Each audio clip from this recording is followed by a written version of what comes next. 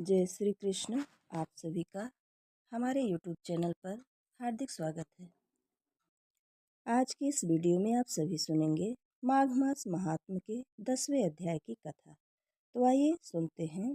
यमदूत कहने लगे कि हे वैश्य, एक बार भी गंगा जी में स्नान करने से मनुष्य पापों से छूटकर अत्यंत शुद्ध हो जाता है। जो मनुष्य गंगा जी को दूसरे तिथियों के समान समझता है वह अवश्य ही नरक में जाता है। भगवान के चरणों से उत्पन्न हुई गंगा जी के पवित्र जल को श्री शिव जी अपने मस्तक में धारण करते हैं।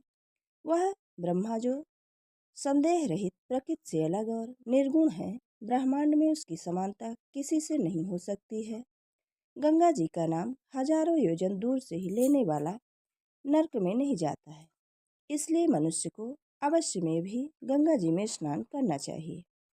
हे वैश्य, जो ब्राह्मण दान लेने का अधिकारी होकर भी दान नहीं लेता वह आकाश के नक्षत्रों में चंद्रमा के समान है।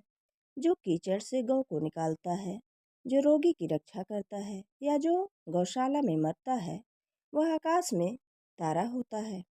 प्राणायाम करने वाले मनुष्य सदैव उत्तम गति को प्राप्त होते हैं।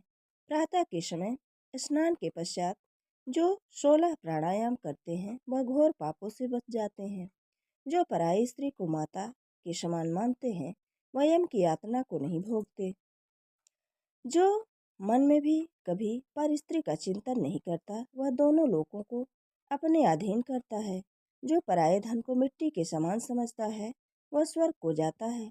जिसने क्रोध को जीत लिया मानो उसने स्वर्ग को ही जीत लिया। जो माता पिता की सेवा देवतुल्य करता है वह यमद्वार नहीं देखता, और जो गुरु की सेवा करते हैं वह ब्रह्मलोक को प्राप्त होते हैं। शील की रक्षा करने वाली स्त्री धन्य है। शील भंग करने वाली स्त्री यमलोक जाती है। जो वेदों और शास्त्रों को पढ़ते हैं या पुराण और संहिता पढ़ते हैं और सुनते हैं तथा जो स्मृत का व्याख्यान और धर्मशास्त्र समझते हैं या जो वेदांतों में लीन रहते हैं वह पाप रहित होकर ब्रह्मलोक को प्राप्त होते हैं। जो अज्ञानियों को वेद शास्त्र का ज्ञान देते हैं वे देवताओं से भी पूजित होते हैं।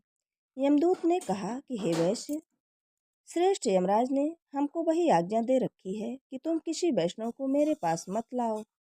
हे वैश्य, पापी लोगों को इस संसार रूपी नरक को पार करने के लिए भगवान की भक्ति के सिवाय दूसरा और कोई उपाय नहीं है। भगवान की भक्ति न करने वाले मनुष्य को चांडाल के समान समझना चाहिए। भगवान के भक्त अपने माता पिता दोनों के कुलों को तार देते हैं और उनको नरक में नहीं रहने देते। और जो मनुष्य वैष्णव को भोजन कराते हैं वे भी भगवान श्री की कृपा से श्रेष्ठ गति को प्राप्त होते हैं। बुद्धिमान को सदैव वैष्णव को अन्न खाना चाहिए। इससे बुद्धि पवित्र होकर मनुष्य पाप नहीं करता। गोविंदाय नमः इस मंत्र का जाप करता हुआ जो मनुष्य मृत्यु को प्राप्त होता है वह परम धाम को प्राप्त होता है, इसमें कोई संदेह नहीं है।